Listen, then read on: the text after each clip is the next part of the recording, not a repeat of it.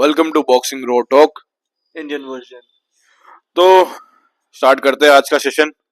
Episode 2 में मैं भूषण से पूछूंगा, दोबारा मैं इसकी नॉलेज टेस्ट करूंगा कि इसने कहाँ तक सीखा, कितना सीख चुका है और क्या इसके नॉलेज का लेवल हो चुका है। तो जैसा कि मैंने कहा, ये वीडियो स्क्रिप्टेड नहीं होगी क्योंकि हमने अभी जस्ट लाइट उठाई, कैमरा लगाया और इसने मेरे से पूछा कि आज हम फिर से रो टॉक करने वाले हैं। मैंने कहा हाँ, तो शुरू करते हैं। ठीक है, तो सपोज कोई बॉक्सर है, ठीक है, साउथपॉ वर्सेस साउथपॉ अगेन, और उसने हाई गार्ड ले रखा है। और हाई गार्ड उसने ऐसा लिया हुआ है कि उसका फोरहेड भी कवर है और उसका रिब केज भी प्रॉपर कवर है। मतलब यूजुअली काफी सारे फाइटर्स हैं जिनके एल्बोस उठ जाती है तो रिब्स एक्सपोज हो जाती है, रिब्स आराम से दिखती है, या तो बहुत रिब्स को प्रोटेक्ट करने के चक्कर में फोरहेड दिखता है उनका। बट कोई फाइटर है जो अच्छे से अपने ग्लव्स को ओपन करना जानता है, ठीक है, जैसे क्रोफर्ड, कनेलो क्रोफर्ड, ठीक है, they are good at opening their gloves, है ना।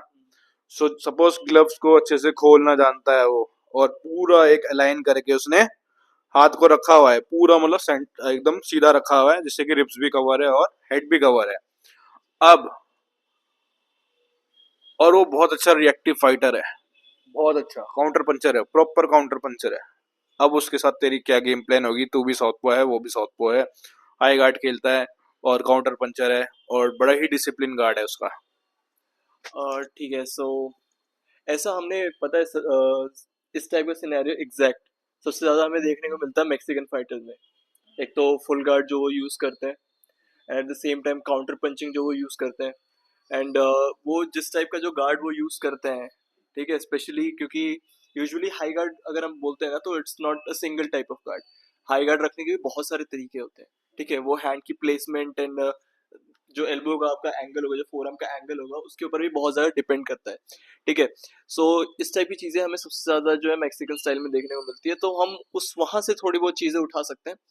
सो आपने एक चीज़ सबसे ज़्यादा नोटिस करी होगी, वो पंच सेट करने के लिए कुछ पंचेस को बेट करते हैं इन अ वेरी एफिशिएंट मैनर, ठीक है। पंचेस को बीट करते हैं, ओके। हाँ, पंचेस को बेट करते हैं, चाहे वो काउंटर के लिए करें, ठीक है, या फिर चाहे हम कह सकते हैं कि अपने पंचेस को मतलब पेनिट्रेट करने के लिए करें। There are lot of ways, ठीक है। So one of the best one जो कि ऑलमोस्ट सबने ही देखा होगा, वो ये है कि वो हेड पे एक जैब टच करके then they go for the body. ये सबसे ज्यादा क्लासिक है। So what you can do for that, दोनों का सेम स्टांस है, ठीक है। तो हमें जो पहला जो जैब थ्रो करना है वो ऐसा इंटेंशनल जैब होगा, और it's not going to be a snap or something. हमें सामने वाले को पुश करना है mostly. For example if I am having that card here, okay, तो मुझे उसके लीड हैंड पे वो पंच जो है पुश करना है ताकि उसका जो विजन है वो थोड़ा डिस्टॉर्ट हो, just for a split of a second और समथिंग। पहले मैं बता दूं, मैं कोई स्क्रिप्ट नहीं लिख रहा, ठीक है, सॉरी। ये मैंने बस इसका क्वेश्चन लिखा है, जिसने बोला ना पंच बेट किया, वही लिखा है मैंने। कंटिन्यू। या सो जो जैब होगा, मैंने फॉर एग्जांपल जैब थ्रो किया, एंड मैं ज़्यादा कोशिश करूंगा कि जो उसका गार्ड है वो डिस्टॉर्ट हो ताकि उसकी विजन और ज़्यादा खराब हो जाए, या फिर अगर मैंने पुश किया तो उसका हेड अप जाए, क्योंकि अगर रिएक्टिव फाइटर है, ठीक है, काउंटर पंचर है, सो अगर उसके पास विजन नहीं होगा तो he won't be able to counter that thing.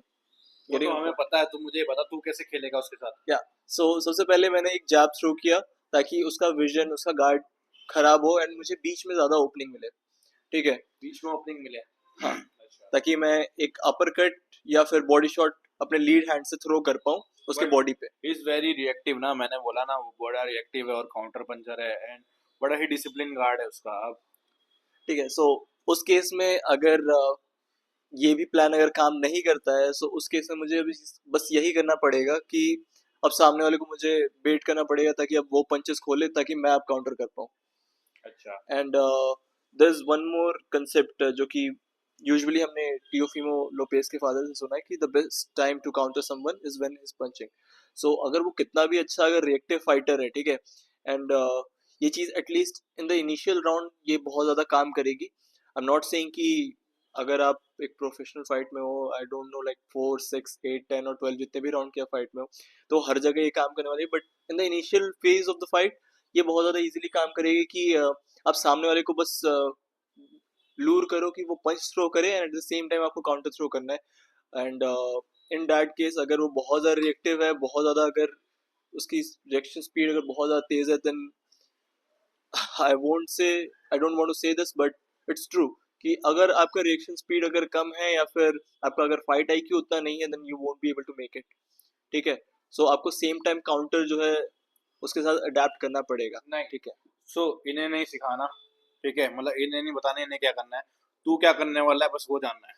Okay, सो सबसे पहली चीज होती है किसी भी पहले इंसान के बताना बारे है में मैं पैटर्न। क्या करने वाला हूँ। ओके, ठीक है। सो सबसे ज्यादा जरूरी चीज होती है किसी के लिए भी एक पैटर्न को रीड करना। ठीक है, अगर आप सामने वाले के रिदम को समझ पा रहे हो, अगर सामने वाला अगर अटैक ले रहा है या फिर काउंटर भी ले रहा है, there is always a pattern. ठीक है, so I want to understand that pattern first. ठीक है, तो सबसे पहली चीज, मैं सेम टाइम काउंटर के लिए जाने वाला हूँ, ताकि अगर उसका बॉडी शॉट या लेफ्ट हो गया, whatever the punch it is, ठीक है, अगर कोई सब लोग एक स्पेशल मूव सेट करके आते हैं एंड सबकी एक ना एक हैबिट जरूर होती है, चाहे किसी भी फाइटर की बात कर ले, तो मुझे सबसे पहले उसे ब्रेक करना पड़ेगा। सबसे इसका जो क्लासिक एग्जांपल है वो है एरल स्पेंस का और ट्रेंस क्रॉफर्ड की जो फाइट हुई थी। क्योंकि एरल स्पेंस जितने भी अपने पंचेस सेट करता है वो सब जैब के बिहाइंड ही सेट करता है। सो अगर टेरेंस क्रॉफर्ड ने सेम टाइम काउंटर चूज किया जो कि उसके जैब को ब्रेक करना था, ठीक है, जब जैब आ रहा था सेम टाइम वो जैब मार रहा था, बस उस चीज की वजह से एरल स्पेंस जो है अपने बाकी गेम को नहीं खेल पाया था। फ्रॉम दैट आराम से टेरेंस क्रॉफर्ड के लिए बहुत ही ज्यादा, मतलब आराम से उसने विक्ट्री ले ली, क्योंकि जो उसका रिदम है वो उसे रिदम में ही नहीं आने दे रहा था।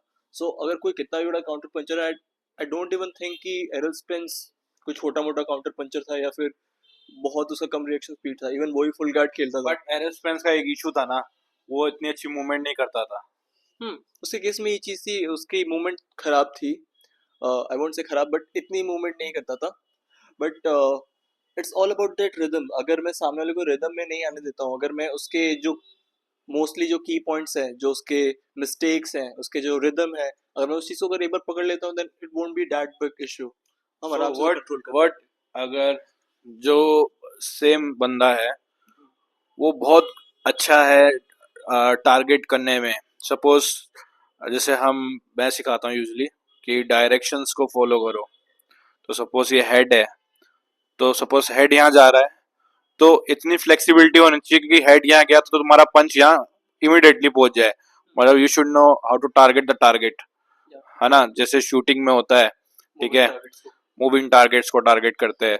सो if he is that good at targeting encounter, then what?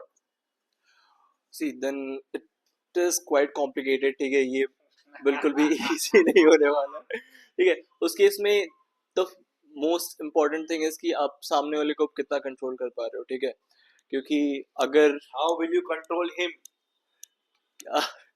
See the thing is कि अब डिपेंड करेगा आप टोटली पोजीशनिंग के ऊपर game.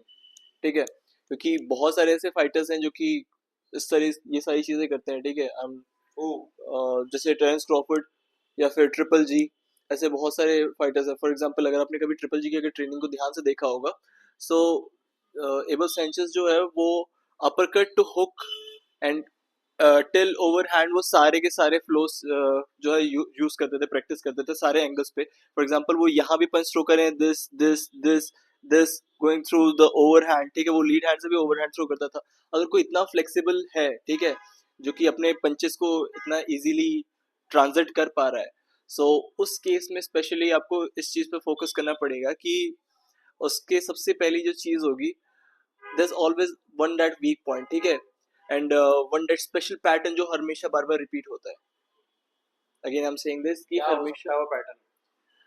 It totally depends upon the fighter और उसकी पोजीशनिंग। सिनेरियो। जैसे फॉर एग्जांपल उसका वेट किस तरफ वो ज्यादा शिफ्ट कर रहा है। ठीक है, like towards the lead foot, towards the back foot. ठीक है, उसका जो स्टांस है, ठीक है, उसका स्टांस ब्रॉड है, नैरो है। ठीक है, बहुत सारी चीजें हैं जिनको आप जब एक बार इवेल्युएट करना स्टार्ट करोगे, आपको आधी चीजें खुद ही क्लियर हो जाएंगी। क्योंकि सबसे जो ज़रूरी चीज़ होती है ना, it's more about the posture. अगर बॉक्सिंग में अगर आपको सामने वाले का पोस्चर रीड करना आ गया, अपने पोस्चर को कंट्रोल करना आ गया ना, देन इट्स क्वाइट इजी।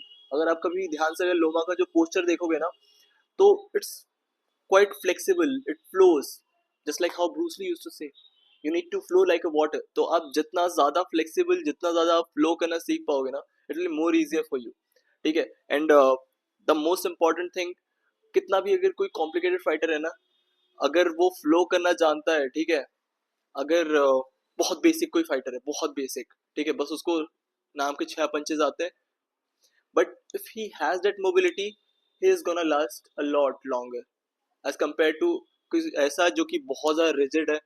जो कि सबसे ज़्यादा नॉर्मल एग्जांपल है, जो लोग पूछते हैं ना कि जो जो जिम में लोग ट्रेनिंग करते हैं, बॉडी बिल्डर्स होते हैं, वो ज़्यादा बेटर है या मार्शल आर्टिस्ट, तो फिर वो इसी वजह से है क्योंकि जो मार्शल आर्टिस्ट है, जो किसी भी टाइप का कॉम्बैट आर्ट जो प्रैक्टिस कर रहे हैं, बिकॉज दे आर मोबाइल। ठीक है। So it comes down to mobility, and आप सामने वाले को कितने अच्छे से रीड कर पाओगे। Then even in that case आपको आपको उसी चीज़ पे फोकस करना पड़ेगा कि you have to be more mobile. And during the match आप ये चीज़ नहीं कर सकते। It is gonna take a lot of years to do this, right? Like a lot of months. Okay, last question. Prime triple जी को कैसे हराए? Okay, ये तो बहुत बहुत हार्ड क्वेश्चन है, क्योंकि ट्रिपल जी तो मेरा खुद का फेवरेट है। ओके, थोड़ा और ऐड कर लेते हैं। प्राइम ट्रिपल जी को कैसे नॉकआउट करे? ओह, ये तो बहुत कॉम्प्लिकेटेड चीज है। लाइक प्राइम ट्रिपल जी की जो सबसे वीक चीज थी, वो उसका जो स्पीड है, मतलब बस एक ही कमी उसमें थी कि उसकी स्पीड बहुत कम थी। एट द सेम टाइम जो उसकी रिएक्शन स्पीड थी as compared to other fighter of same weight group, काफी कम थी। लाइक अगर हम जेकब की बात करें, जो जेकब वाली फाइट हुई थी, it went to a decision, right? So वो भी वो नॉकआउट से नहीं जीता। Like even you know, triple G was a knockout machine, वो आराम से किसी को भी नॉकआउट कर लेते थे। लाइक बहुत ईजी था, बहुत पावर थी उनमें। सो अगर ट्रिपल जी से फाइट, अगर कोई इमेजिनरी कैरेक्टर अगर मेरे को बिल्ड करना है जो कि ट्रिपल जी से फाइट करे, so the most important thing जो वहाँ पे मुझे चाहिए, it's actually head movement, footwork and conditioning. And इसके साथ अगर एक और चीज़ ऐड हो जाए विच इज़ वॉल्यूम पंचिंग, तो बहुत ही ज़्यादा इफेक्टिव हो जाएगा। सो अगर कोई ऐसा आपके सामने ओपोनेंट है, ठीक है, तो कंडीशनिंग तो सबसे ज़्यादा ज़रूरी है। ठीक है। वॉल्यूम पंचिंग, क्योंकि कंडीशनिंग 12 राउंड है यार, ठीक है, ऐसा तो हो नहीं सकता कि 12 के 12 राउंड आप सारे पंचेस को मिस कर दो। It's not actually possible, right? So 12 के 12 राउंड आप सारे पंचेस को मिस नहीं कर सकते। जस्ट थिंक अबाउट इट, 300 या जो भी 400 पंचेस अगर 12 राउंड में थ्रो होने वाला है, तो आप सारे पंचेस को मिस नहीं कर सकते। And even you no, impact आता है, इवन आफ्टर ब्लॉकिंग अ पंच इम्पैक्ट आता है, तो सारे पंचेस को मिस करना is not possible. You need conditioning, volume punching is must, and the most important जो अभी लास्ट में आता है, जो कि मैंने अभी तक बोला नहीं, which is accuracy. If you have that accuracy, ठीक है, जो एक पिन पॉइंट एक्यूरेसी चाहिए होती है फॉर डूइंग एनीथिंग, ठीक है, जस्ट थिंक अबाउट इट, वो भी एक एक्चुअल इंसान ही है, इज नॉट रोबोट और समथिंग। तो देन ये तो हमने बहुत बार सुना है, रोबोट नहीं है, इंसान नहीं है। हाँ, तो यू नीड एक्यूरेसी तो फॉर जितना तुम बता रहे हो चीजें, चलो ठीक है, वो कब तक इम्प्लीमेंट करने वाले हो खुद में? बीइंग ऑनेस्ट, अगर मैं बताऊं कि मैंने प्रैक्टिकली बॉक्सिंग कितनी करी है एज एथलीट, तो फिर हार्डली 1 year। आई वोंट से मोर देन दैट, क्योंकि I had a lot of injuries and there were a lot of challenges. तो I guess I am almost close to ending also all those challenges. वो जो बाहर की जो दूसरी challenges थी, वो अब खत्म होने लग गई हैं। So I don't think it's gonna take more than 6 or 7 months, क्योंकि मैंने ज़्यादा थियोरेटिकल नॉलेज लेने पे ही फोकस करा है, बीइंग ऑनेस्ट। ठीक है, मैंने प्रैक्टिकल नॉलेज तो बहुत ही कम लिया है।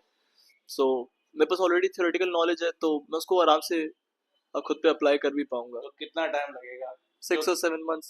6 और 7 में तुम अपना प्रैक्टिकल इतना हार्ड कर लोगे, तुम इंडियन लेवल पे डोमिनेट कर दोगे। हाँ, तो देख रहे until हो, or ये खुद unless। बोल रहा है 6-7 महीने इंडियन लेवल पे डोमिनेट करेगा।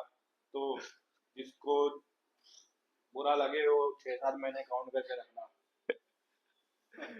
मिलते हैं 6-7 महीने बाद इसके साथ। राम राम भाई सभी को। राम राम भाई।